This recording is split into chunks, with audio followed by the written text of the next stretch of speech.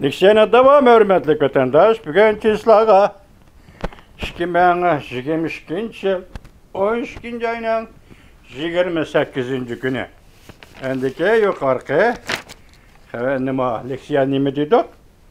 Bu arkalık dairle iktisatni terakki kıldırmakçı mı? Bu arkalık dairle yaşanğan nopos ahalini öldürüp tügütüp maliye kıyınçılığından kutulmakçı mı? Bu arkalık yaki dairle ak kağızlık renklik inkılabının yani kötürülüşüden saklanmakçı mı? Belkim şundak. Belkim undak emas. Belkim hemme eş şundak. Bundan başka her xil tushuntirishlar bo'lishi mumkin. Qarang'uliq ichida harakat qilish alohidaligiga ega bir hukumat oldida huquqni markazlashtirib ixtiyoriy ishlatadigan holga keltirgan hukumat oldida aqlchilik bilan mintaqami iqtidorsiz bo'lib qoladi. Çünkü aqlchilik bilan mantaqa paketni asos qilishi kerak. Lekin hukumatning qarang'uliqda harakat qilishi bizni aqlli paketga erishtirmaydi. O'z ixtiyoricha ish qilish ko'pchilik amal qilayotgan mantaqa sal qarashni keltirib chiqaradi. Shunday emasmi? Bugun kishilar hatto yashab turibmi Cungu'nun bugünkü ahvali ve virüsün kengayip ketiş ahvali to'g'risida hech narsa bilmayotidi. Yani sebepler bilmayotidi. Hatta dairlarning, puralarning olu derdiga aqli inson aqalli kechiringlar. İnsaniyatchilik bilan muomala qilishni puralar talab qilolmaydi. 12. aydan boshlab Cumhuriyet Kompartiya dairleri yuqumliq virusning shiddatini azaytish to'g'risida hech qanday bir ish qilmadi. Fuqarolarga yordam qilmadi. Aksiya yuqumliq virusning tarqalishiga yo'l ochmadi. Targ'ib qilish berdi. Ulg'aytib berdi. Fuqarolarning har qanday talablariga, siyosiy talablardan boshqa her qanday talablarga sal qaradi. Chekledi. Aslab to'sqinlik paydo qildi. To'sqinlik qilmay hukumat fuqarolarning o'zini o'zi qutuldirishiga yo'l qo'ygan bo'lsa-mu, ahvol bugungidan ming hassa yaxshi bo'ladi. Siz bu abzasda yuqumliq virus Cumhuriyet Kompartiya hukumatining qanday muomala qilganligini fuqarolarga qanday muomala qilganligini mushu abzasda bilib olasiz.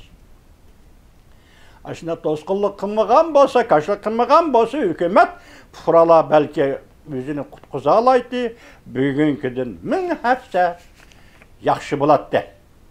Virusdan qutulish normal bir jamiyatda yuqumliq virus tarqalayotgan bir paytda dori zavodlari tadqiq qilishi yeni dori-darmak ishlab chiqarishi kerak edi o. Yuqumliq virusning dengiz to'lqinidek yamrab kelishiga yo'liqqanda bu hargiz boshqarishning yaxshi yoki yomonligi bo'lmay qoldi.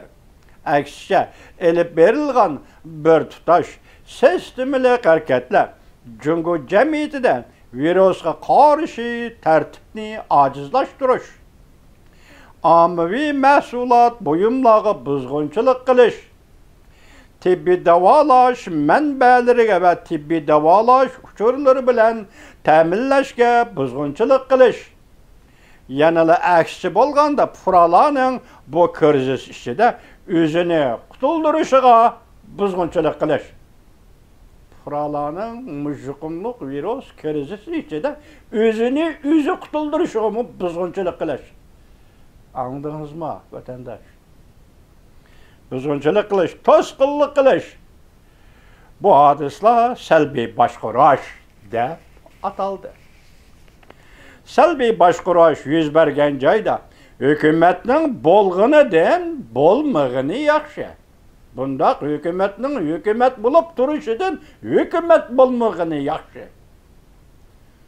Hugo Guang maqalası da şunaq devatıdır.